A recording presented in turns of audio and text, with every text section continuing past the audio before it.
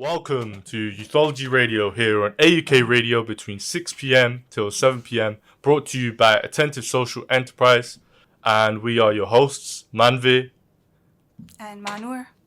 and our honoured guests. Sarah. And Sadiq. So, Sarah and Sadiq, could you introduce yourself to our listeners? Okay, so my name is Sarah.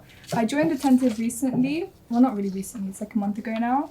I'm about to start college, and I'm good friends with Sadiq over here. We've known each other since we were in nursery. Primary, yeah. Something like that. Yeah. Okay. My name is Sadiq. I've joined Attentive about in July, so about just over a month and a bit ago.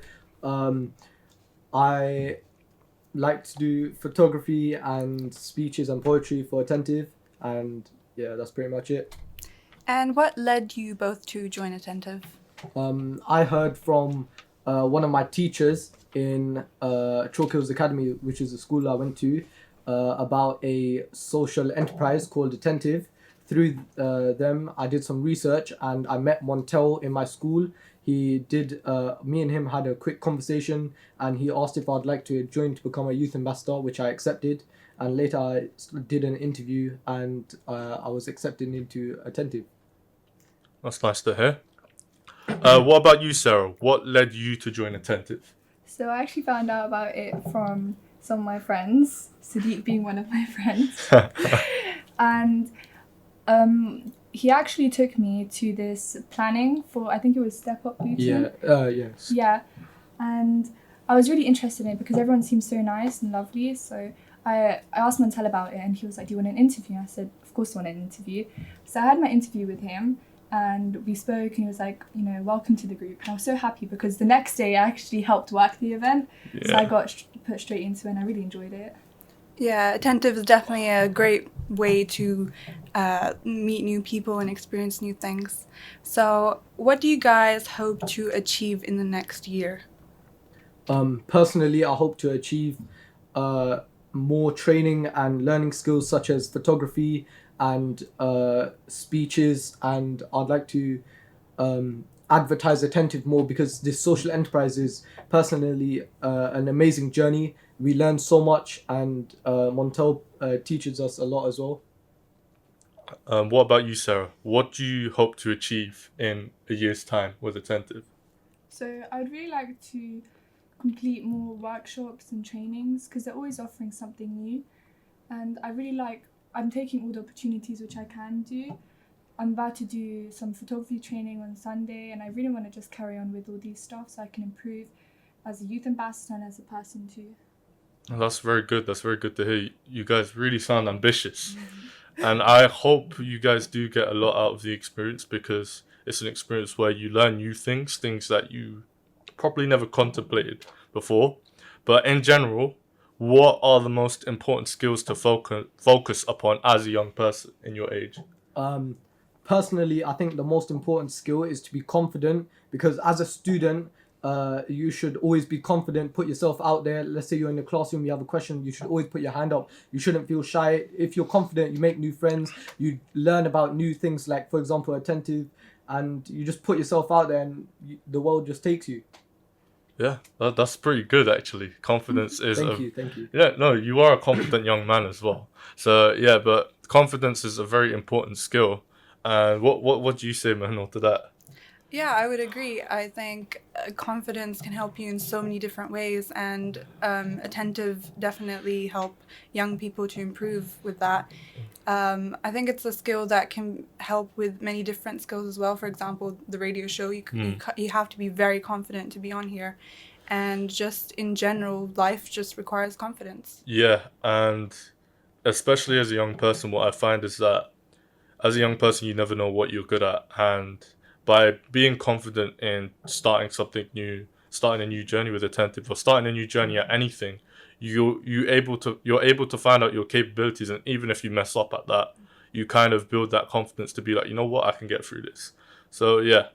What about you, Sarah? What do you think are the most important skills to focus on as a young person? I feel like having good social skills is really important because if you can't communicate with a person properly, then can't get very far in life. Like, for example, if you're at a job interview, you can't communicate with this future employer well, you're probably not going to get the job. So I feel like just being able to socialize well is really good.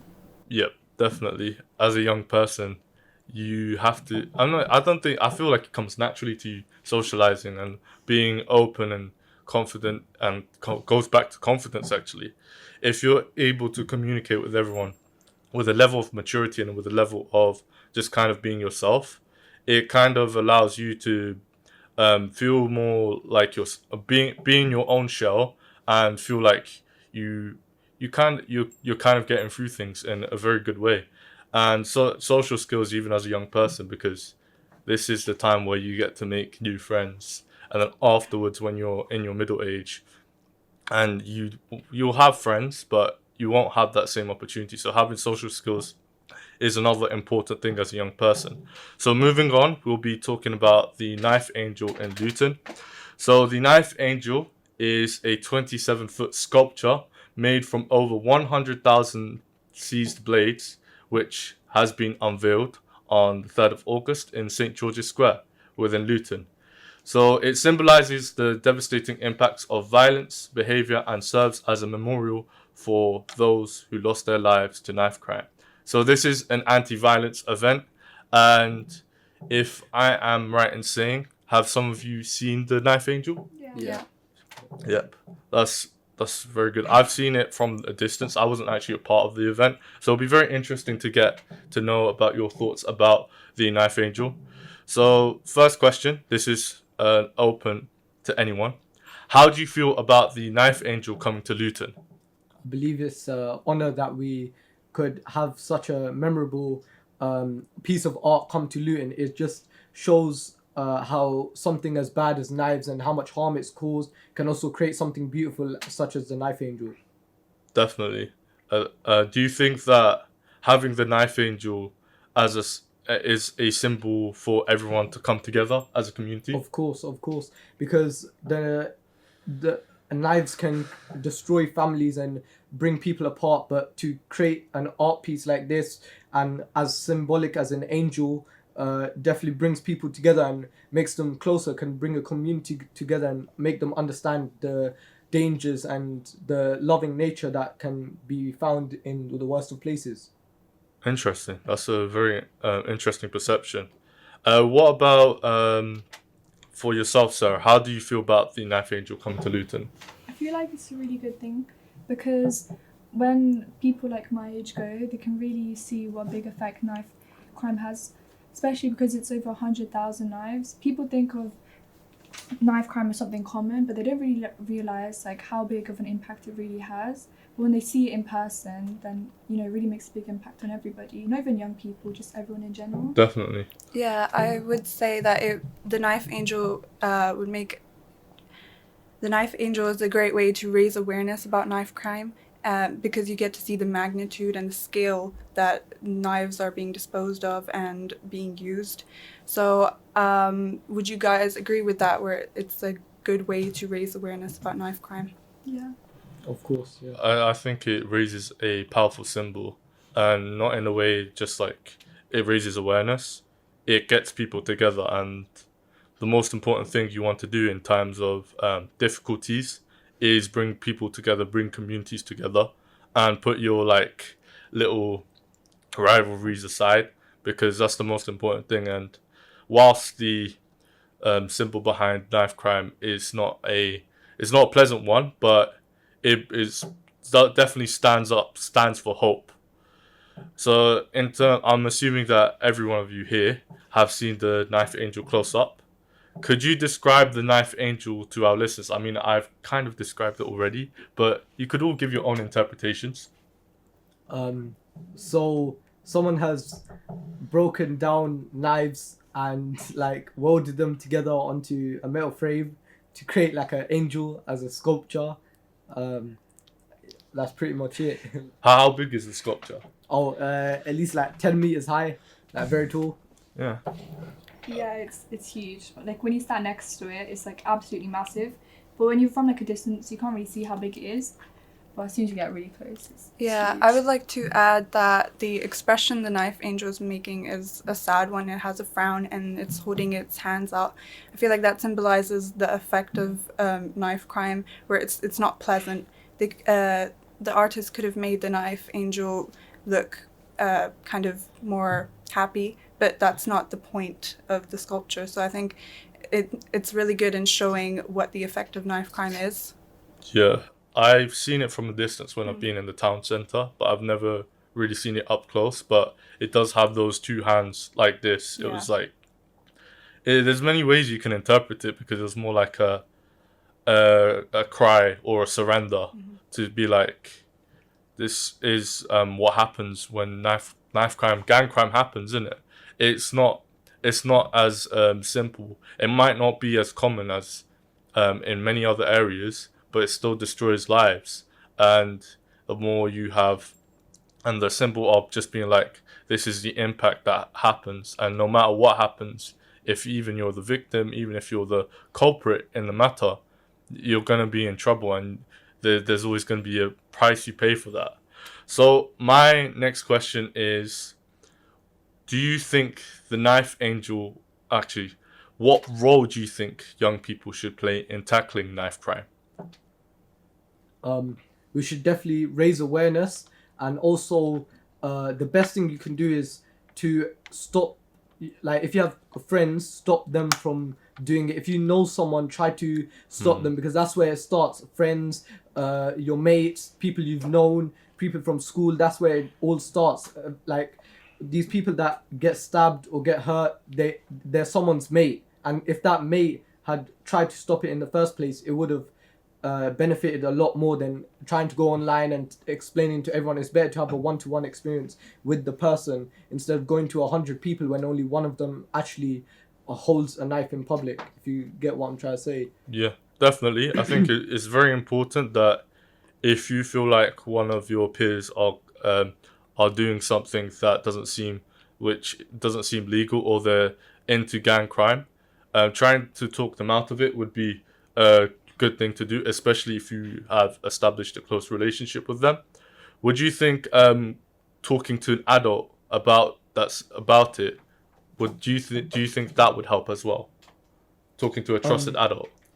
I believe it could, but it wouldn't help as much if the person was older than them. I think it's best to talk to someone your own age. They might not be as experienced, they might not know what to do fully, but it's more easier to talk to a younger person than to talk to an adult. Yeah, I would say it's about building a sense of community, and Attentive do a great job of doing that, where they're trying to get young people together and trying to make a difference in the community. And I think that that's the best way to tackle knife crime, where you have people that you can talk to and you can just kind of have that community with you. Do you think that this situation about knife crime, does it reflect a lack of trust within communities? Yeah, it does. Because I feel like when a community is like really close together, then people don't feel the need to carry knives around. But because I feel like the community is not as together as it should be, there's a big age gap difference. So I feel like if adults had more trust in young people, then young people may feel they can trust adults more, that they can talk to them if they're struggling. Yeah, definitely. I think that obviously I'm not going to make the impression that there's no trust at all, because that's definitely a false statement. I think there is a lot of trust, and there's a lot of unity within Luton's communities, within the religious communities, especially after the whole incidents with the EDL riots. There's one thing I've come to realize is that within difficult times, communities do unite, which is a beautiful thing. And it's not just talking about we don't trust our communities. It's just the fact that maybe there are other things that we can explore with young people being able to trust adults better, in being able to talk about those difficult conversations, because oftentimes when you have young people in those situations, they don't want to talk to an adult because they feel like if they open up, they're going to be in big trouble. And that's where the trust of opening up to someone in that situation, in that context, is very important to acknowledge.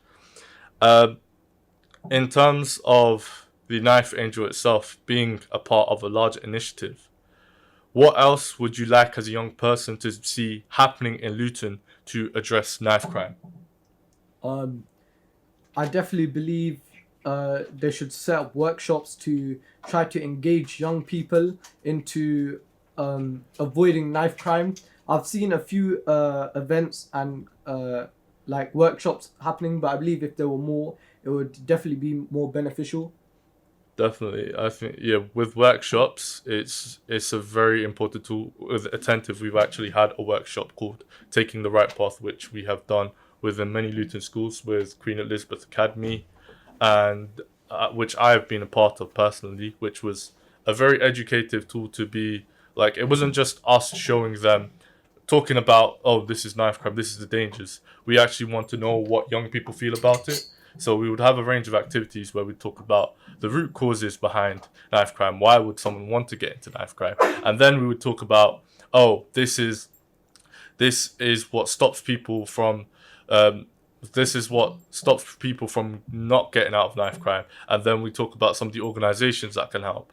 And then we have an area in which we can work with young people to be like, okay, young people are aware about this, and then we can educate them on certain points, such as organizations, because most of the time a young person will not maybe know only like 2 to 3 organizations, which is probably the RSPCA and any other organization. So workshops are a very important tool, and they can be a very good tool, especially if the the participants are much younger, because they're more likely to take it on.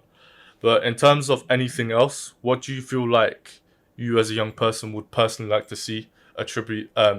What would you personally like to see instead of the Knife Angel to happen within Luton? So I would say that some events would be really good for this to raise awareness of knife crime and to again build that sense of community to prevent people from getting involved into things like this. And on the note of knife crime prevention, as a youth ambassador, what are 5 words you would give as advice to young people to avoid knife crime? I would say choose your friends wisely because, in my experience, who you're friends with, it really does affect how you're going to act in the real world. And I also say discipline because if you stay true to yourself and make sure you don't get involved with any gangs or any holding of you're holding knives or anything, then your life is going to be more positive because there's not much risk when you're not carrying a knife or part of a gang. Yeah, definitely. What about you, Um, Steve? Oh, sorry. Sorry, off the top of my head, I don't really have anything, but I would say along the lines of evil is everywhere in the world. It's your job to control it and not to get influenced. You can go wherever you want. You could go to the best place where there's zero crime in the world, and there's still gonna be evil. You can still get influenced. So it's your job. You can't make excuses for yourself. Oh, I'm in a bad area. Oh, I have people influencing me. It's your job to control that. It's your job to make sure that you're not influenced and you're not going down the wrong path. Definitely. It definitely takes a lot of courage to recognize that as well, because it's not easy to shy away from the wrong path, but it's important to take responsibility and initiative. Even though they weren't 5 words, they were definitely some words of wisdom. Strong words. Yeah, there were strong words Yeah. as well, strong words. So we're not just gonna put it on the table like that. So yeah, but they were definitely good words. Discipline is another important thing, and keeping to your values. Um, how do you think young people in Luton can stay engaged in the conversation around knife crime after the Knife Angel leaves? Um, I'm not really sure. No, that's honestly. fine. That's fine. I feel like if people like in schools they get people in to talk about it, people like I don't know, ex-gang members, and just having someone with experience in this coming in every so often to share how they felt about it when they were experiencing it can really just keep the conversation going. Yeah, definitely. I think more work with schools to prevent those sort of gang-related crimes and knife crime would be great for young people to get involved with, and, for example, more clubs and more workshops and things like that have been said. I think what would work would be like an event where you can socialize, play a bunch of sports, an open day, and then there could be something about where you have that conversation. Um, I think there's a common misconception, and there's a common theme with young people in terms of talking about this stuff because there's a common theme that young people feel like I'm not too educated about this. But one thing I've realized when it comes to these matters is that everyone's point matters. And the reason why everyone's point matters is because a person from the older generation is going to have a different point to a person from the younger generation. And it doesn't mean one is right or one is wrong. It just means that we have a different way of looking at things because we've lived different lives and they are both as valid as each other. So, in terms of how to have that conversation, that's a different thing. And some of the things that Attentive do is that we promote our content on social media, in which we engage with young people through Instagram. Well, we do have started on TikTok, LinkedIn, which is more for like organizations, and Facebook, but mostly on Instagram, which is a good way because you can't just be like, oh, let's have a conversation about gang crime because it is a sensitive issue. And some young people might be very hesitant to have that conversation. So there are many different ways. And if you can get small conversations here and there and ideas from young people, it does create progress. And one more thing. What final message would you like to send to other young people about the importance of staying safe and making positive choices? Personally, I would the one piece of advice I would give you is to stay busy. If you're always busy, if you're always doing something, then you don't have time to get influenced. You don't have time to do the wrong actions. Like I understand it's summer right now. We have 6 weeks of holidays. I personally had about 8 because I just finished my GCSEs. But I definitely kept busy. Try to find a job if you're old enough. If not, try to attend. There's plenty of summer schools going around. There's an organization called GYP, Grow Your Potential. They do summer schools. Try to join a summer school. You can, if you don't have any friends to go out with, join a summer school. You'll make friends. And personally, it's the best thing to do is stay busy. Yeah, for me, I think that staying true to yourself and don't do stuff that other people are doing around you to act cool or anything. Because I feel like when you change yourself to fit in, that's when things start going bad. So just stay true to yourself. I would say that the point of staying busy is really good, and I would really recommend joining Attentive for that. They do a lot of great things with young people especially, but people of all ages, where they do different workshops, different trainings, and I think it's just a great way to develop your skills and to feel that sense of community, and again, not feel like you're alone, because you're not. You can always have someone to talk to, and yeah, at the end of the day, the positive choices will affect your life positively, and that's going to make a good change in your life and the people around you. Definitely. I think in terms of staying safe and making positive choices, it's important to have good people around you. And like Sadiq said, you've got to stay busy sometimes because, especially at this age, there's a lot of things you can do. And what we find is that young people, they don't know where to go, what to do. Attentive is a very good platform to learn new skills, find new mentors, people that will help you within just life in general, learning about skills, and just sometimes personally as well. There's some things that you do within your work that affects your personal life in a positive way, and keeping yourself busy allows you to work upon something and it doesn't distract you. It's important to have something that keeps you busy, and it keeps you busy enough that it won't distract you into doing the habits that you don't want to get into, and cultivating a sort of identity for yourself and staying true. That's another good point. And it's important that you know the type of person that you want to be as well.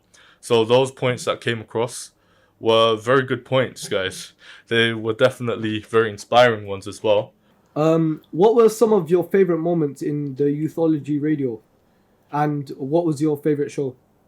So I'll be honest, I don't have a favorite show because my favorite moments is being able to talk to different people from different organizations. Some of the moments that stood out for me was the recent show I had with Rev Trevor, where I was able to learn a lot of things about because he's a very educated man. he does a lot in mentoring, and he works within universities. And some of the intriguing points he was talking about the history of education and systemic racism, which I found very intriguing and very interesting to learn. And also, um, I also had a show with Mary Seco. It was my favorite show. This was like last year actually. This show, where we was basically talking. There were two young ladies that came from the Mary Seco Foundation. Unfortunately, I'm not good at remembering names at all. But the whole time we were doing the show, and we didn't even need to use our show plan because it was just conversation, conversation, conversation. It was just like one point after one point, one point, and then I was asking my co-host, "Shall we ask this question?" He's like, "No, no, no, no, no, no need to ask the question." The show went that smoothly that we didn't even need to look at the questions. So those were like my two favorite shows. I don't have like an obvious favorite because I've just enjoyed the process of being a radio host on this show. What about you, Mano? I've enjoyed all the shows, definitely. All of them are quite memorable, but I think the most memorable and my most favorite was my first time hosting, because I was really proud of myself for being able to get through that and being able to be confident enough to come up with questions and converse with people. And we had guests on that show as well, and that was the first time where I spoke to guests and asked them questions. So I think for me that was a very good point of development for my communication and my confidence, where I was able to host a radio show. So yeah. I know you guys are hosting, but I want to ask a question to you. How did you feel before that first show? I would say quite nervous. I tend to get quite nervous in public speaking. I would say loads of people do. It was a case of me worrying about like stuttering or just freezing. But as the show went on, I felt quite comfortable with what I was speaking about, and my co-host was very helpful as well. So for me, the experience was very positive, even though I came in with it full of nerves. I feel like throughout the show I did relax a lot. That's very good to hear, and it's good for our guest slash host to take on as well. Do you have any more questions for us? Yeah. We've got a lot, I think. Okay. What was the funniest thing that has happened to you while hosting Youthology?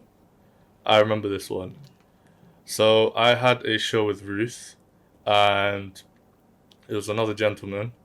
He was a Nigerian student, and we were talking about cuisine, and then they were talking about yam, and then I asked, "What is yam?"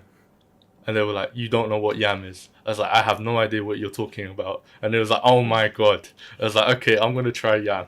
I still haven't tried yam yet, but that was like one of the funniest moments because we were talking about food and they were talking about Nigerian cuisine, and I was like, "I'm interested to hear it. Like, what's yam?" It's like, "You don't know what yam is," and I was like, "Yeah, that was like the funniest moment for me."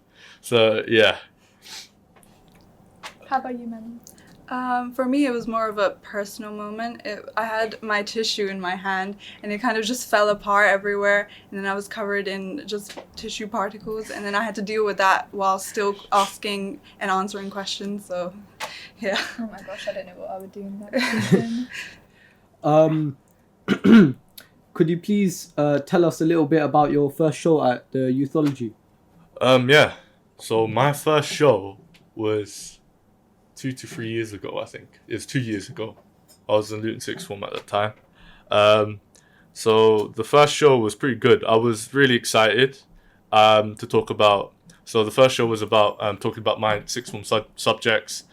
At the time, I did acting, I did criminology, and I also did business. So it's a weird mix of subjects. Don't ask me how that happened because I'll give you a long story. But it was a very nice show.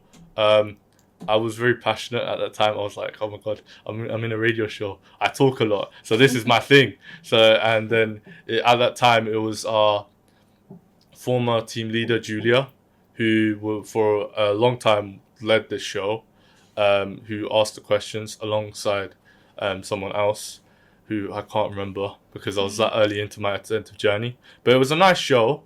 It was great to talk about my own journey. Also talking about performing arts because I do performing arts as well.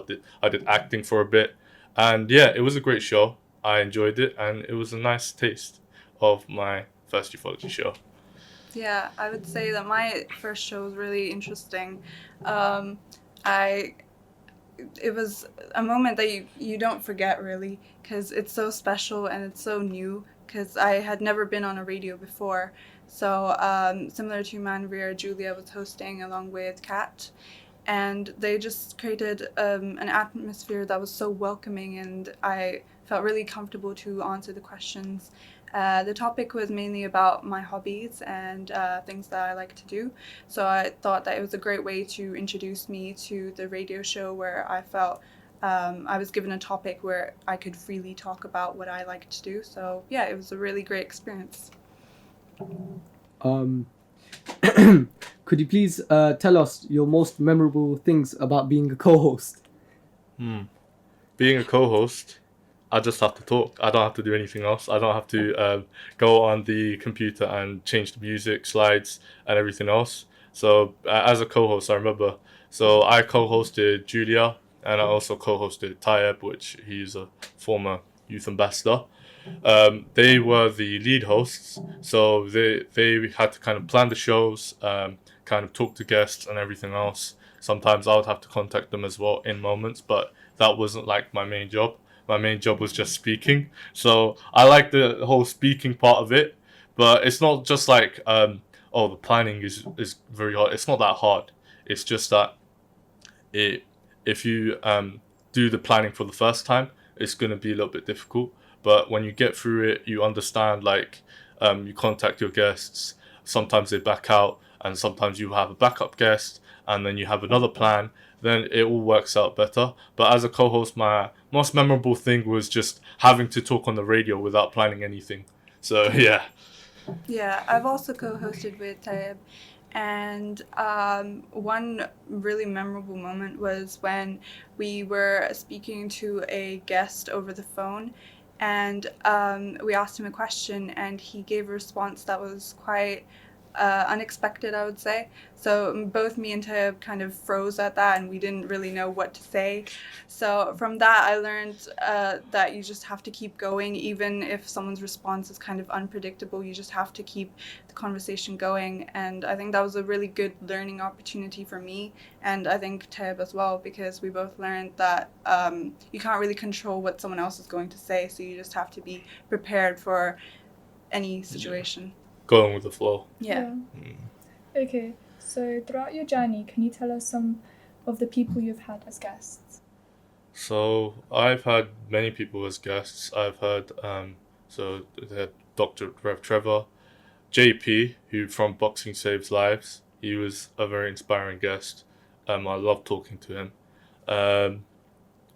Who else did we have? There's a lot of guests. So I've had Stepford Luton guests. I remember myself and Montel we were a part of that show. We also had game camps. We had a lot of organizations, and most of the guests that we would have would basically be from different organizations. They would talk about their organizations, what they do, and also talk about their personal journey, which I found was the most inspiring part, because you get to learn as a young person what they were like. So some of the questions that we used to have is like,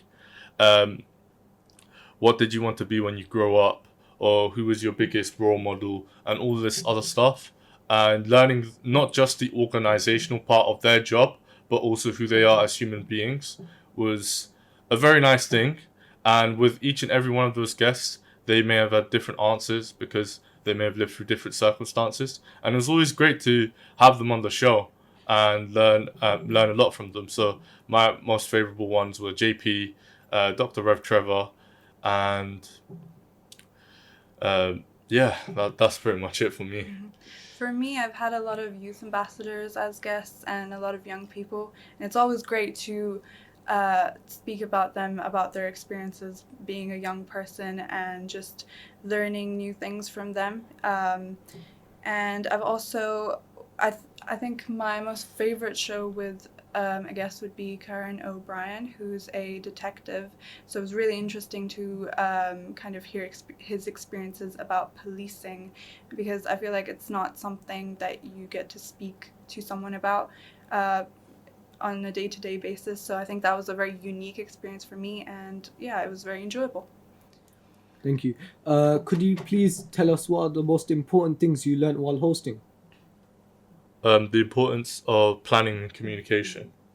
It's important in everything, but especially if you're hosting a radio show. In the background, it's always about planning who's going to be your next guest, researching your guest, asking them about topics, what they want to do, researching the organization, and then creating a show plan out of that, and then asking for dates as well. And then once you've got that planned out for next 3 shows, the next 2 shows, you're all good. You're relaxed, because within radio hosting, every time you want to, even like if you're speaking in front of a crowd, you want to go in feeling relaxed and feeling prepared. And it's not because you just revised like 20 minutes just before you're about to come on. It's just because you've already done your homework about your guest, or you've already done a little bit. And then when you're on the day doing the show, you're just relaxed and you're just ready to talk. Being yourself a little bit whilst also keeping to the natural details. So planning is very important. Um, the importance of conversation flow, like Mahanor was talking about. Oftentimes, some of the guests, they might go a little bit off topic, and you can either go for let the conversation flow if it feels good. B, if it's getting a little bit too off topic, you're gonna be like, right, okay, next question we have is this, but not in a way is just gonna straight interrupt. So moving on, then we go to the next question. So there's different ways to do that, and the more you do, the more you learn. I would say, yeah, being prepared really helps because it helps you feel more confident, because you know what you're going to say and you know how the conversation's going to flow. Even if it kind of diverts from the script, I feel like having that script there gives me a lot of confidence, because I know, okay, I know I have this question prepared and I can kind of look back on the script if I'm stuck. And I think that's a great way to have confidence in the show. I would say also just being polite and making sure you're actively listening. You can't be a good host unless you're kind of listening to what's being said and kind of engaging with everyone. So I think it's just about skills that you just develop in terms of speaking to people, public speaking, communication, and just getting to know your guests. Yeah, definitely. And point on that, one thing that I used to be very bad at, even I feel like I criticize myself a little bit now, is listening to people, because I'm always used to talking. But one thing I really got in with, learned to understand better, was when to talk, listening, and asking questions. Because though if you make the person feel like they're being listened to, you're asking questions about them, you're curious about what they do. Even like out of the blue, you may ask questions like, how's it like doing that? How's it like being in that position? It automatically gives that sense of welcoming vibe that, you know what, this person wants to learn about me. And sometimes people aren't going to be, you'll find at certain moments, some people, they're just as scared as you when they first come into the show. They're like, what should I talk about? And that's why maybe you guide the conversation more. And at other points, the person will speak a lot because they're very excited to talk about their journey and their organization, because that's just what they want to do. So knowing when to speak, knowing when to listen, knowing when to ask questions is a very good skill to pick up with radio hosting. I would also like to add that it's really easy to accidentally talk over someone. So I think developing that skill of actively listening, you can tell when someone's about to finish their sentence, and that can really help you to make the conversation flow easier, because you know, okay, this person's about to finish, let me prepare the next question that I want to ask. So yeah. Yeah, that's all really good. So please tell me, what are some of the challenges behind hosting a radio show and how do you navigate them? Some of the challenges would be, in terms of hosting, is if a guest comes late, if a guest backs out like 2 or 3 days beforehand. Probably some of the other things would probably be if you don't have enough hosts in your team. So those are some of the challenges. Um, planning shows in advance, but then you find out someone's backed out. And within those situations, you could obviously be like I always give the football analogy. There's obviously a thing with when we're planning football sessions. There's always going to be people backing out, and then the person that's backed out, we always get angry at them. It's like, why did you back out? Blah blah blah blah. But within my experience at Attentive, I understood that these things happen. Everyone's got different circumstances, and you never know what's going on in their lives, and they have to cancel a show. But the most important thing within those challenges is to keep a show going.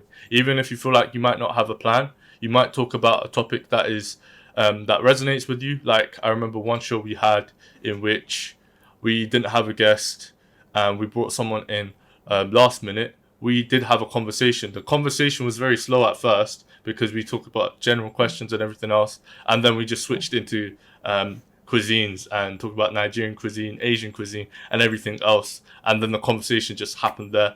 So it's important to trust the process and trust yourself in times of challenges, and also don't be disheartened if someone backs out. Always have a plan B, and if you're able to navigate those challenges, then you could do anything. That's very well said. I think a challenge for especially a newer host would be if you run out of questions during the show. It's quite hard to pre-plan the amount of questions. So it's always good to have more questions than fewer questions, but sometimes you just run out because the conversation's just gone that quickly. So I think it's quite hard to come up with more things to say after that's happened, because especially if you're a newer host, you're not going to be as confident to come up with a newer topic or come up with more questions. So that's just, I feel like, comes with experience and your confidence, where you're able to ask more. Thank you for that. Talking more on what Manveer said, what would you do when someone pulls out of the show last minute? And of course, as you said, in the football, people always do. So what would you do? Before Attentive or before radio hosting, I'll obviously be disappointed, and then I'll be angry, and then annoyed. But now, when you understand that in the world of work, a lot of people are busy, you have to have compassion, even if you feel like they didn't have a good excuse to back out, because I don't know that personally. I just researched the guest. They're working day to day, they got their own jobs, and then they have to back up because of a certain reason, and I have to respect that at the end of the day. I can't control the fact, if they back out, if I get angry for no reason, that's not going to bring them back, innit? Yeah, of course. So, best thing to do is just focus on the moment and focus on the show you have, and make sure that even if you don't have a plan, think of a plan, make something up, or think of a topic that you're very passionate about and then you can easily talk about. One advice I would have if situations like this happen is always have a backup show plan, where it's just a conversation between yourself and your fellow host. So even with Ruth, I've worked a lot with Ruth, who was hosting the show with me for the majority of the year, where we were just talking about taking a gap year, being a part of Attentive, what's it like with university and how young people feel about tuition fees and all that type of stuff. So think about something, and what I find is that most topics are going to be boring, but if you have good questions behind them,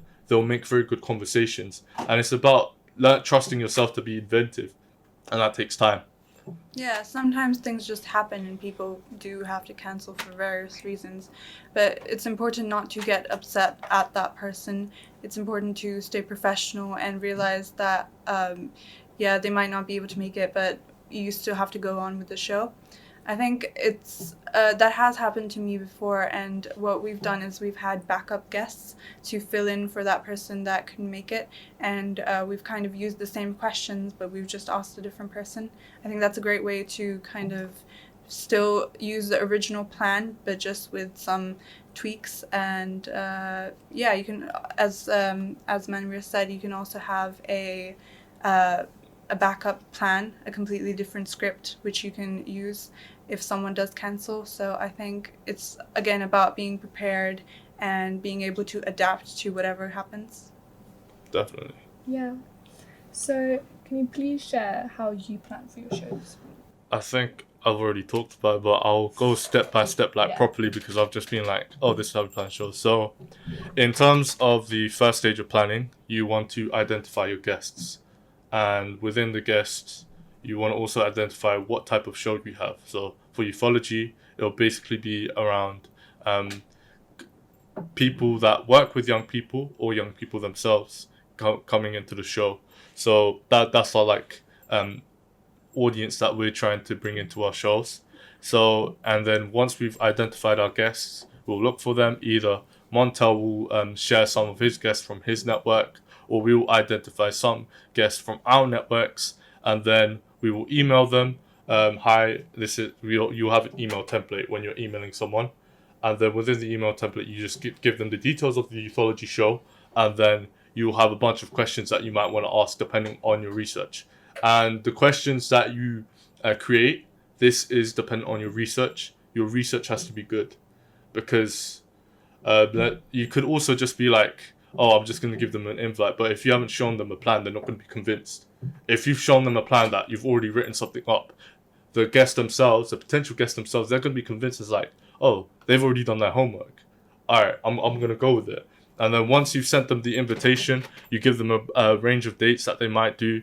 One thing I've realized with organizing dates, you want to make sure that your next few slot of dates are already planned out, because most guests don't want to book in 2 weeks in advance. They'd rather do 4 weeks in advance, a month in advance, or 2 months in advance, because everyone's got busy schedules and then they've got to make their time out for that. So they'll pick a date, and then the show has been planned.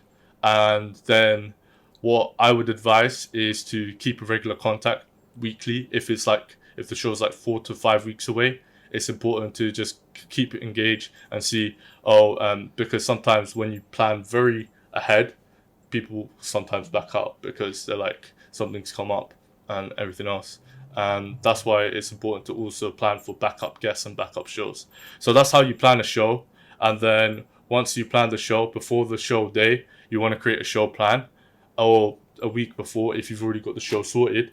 Once you've created the show plan, you can keep that as a question, and then you can ask them. And also the guests will know the questions that they are being asked.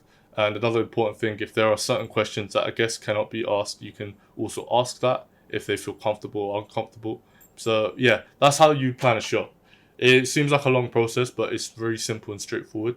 And if you guys get into the gist of it, it'll definitely be something you'll learn to enjoy. For me, I haven't planned any shows yet. Hopefully I can in the future.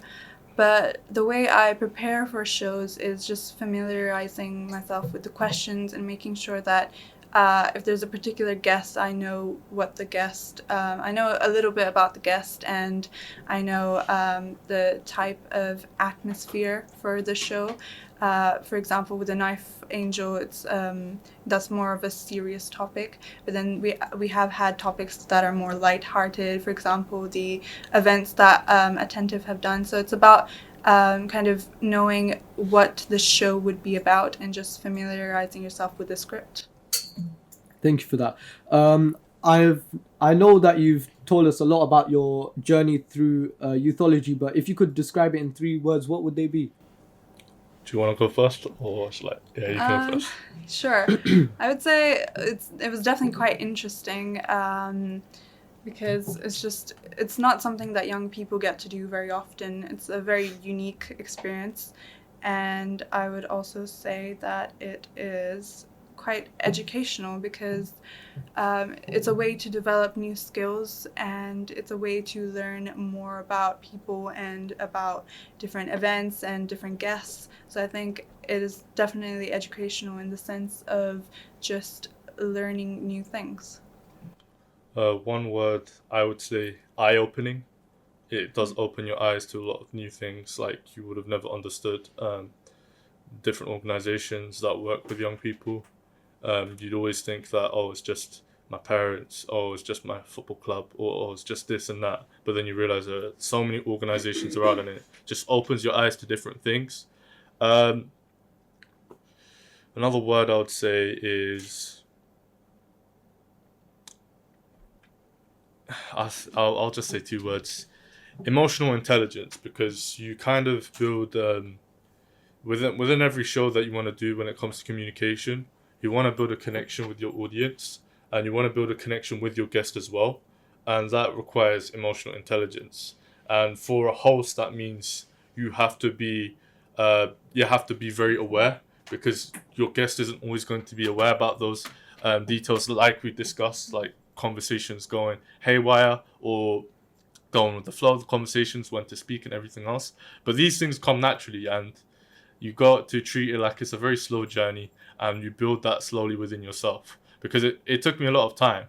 And when you do it for a lot of times, then you build the awareness, especially if you challenge yourself a little bit, like um, I'm going to make it a target that I'm going to try my best to ask a random question, but it makes sense. And having those little challenges and little awareness, little things, it makes you improve, and also seeking feedback as well. Okay, so do you have any quick final tips for listeners? Um, just relax into it. I think everything is done best when you're relaxed and you're calm and you feel composed. Obviously, with nerves, one thing I like to do with nerves, is to translate it into excitement. Like, I'll feel very excited and I'll feel very pumped, and then I'm gonna be like, I'm gonna absolutely smash this show. So, feeling relaxed, and in times of nerves, feel pumped up for it and enjoy the process. It's a slow process. Enjoy it, and enjoy everything about it, and you'll learn a lot. Yeah, I would say in terms of being a guest or a host, I would say avoid negativity while you're on the show. I mean, it's important to avoid negativity just in general if you can, but especially on the show, listeners don't really want to hear you complaining or criticizing things. So it's really important to build that good connection with your guests, that you speak positively and you speak about something that you're interested in, and just you present yourself in the best way that you can. Okay, now we are going to reverse the roles. So, just in terms of your first ever show, Sarah and Sadiq, what are your takeaways? Personally, I was very scared of this show, but overall, I think it was definitely not as scary as I thought. It was alright. I answered most of the questions as much as I could, and when the roles reversed, I asked you questions, and I think it was alright. Yeah, I really enjoyed my experience, and how you said that, go with the flow, I did that, and I feel it went well. Yeah. Yeah, I would like to say that you guys did great. It is quite nerve-wracking to do this, and it requires a lot of confidence. So I think you should be very proud of yourself. Thank you. Definitely, I think you guys done pretty well. It's not easy first time doing something like this, and it's absolutely great to have you guys on the show, and then one day you'll be hosting the show, and one day you'll be planning your own shows, and you'll see how that's gonna be like for you. And yeah, I'm really excited to see. But as long as I'm aware, this will be the final Youthology show, and Youthology. Wow, we're gonna go out with a bang there, but no pun intended. But this is the final Youthology show. We will have more shows coming up through the new name, which is the Power Youth. That will be the new radio show, and we will bring more shows every 2 weeks from 6 p.m. till 7 p.m. Brought to you by Attentive Social Enterprise on AUK Radio. And thank you very much, and goodbye.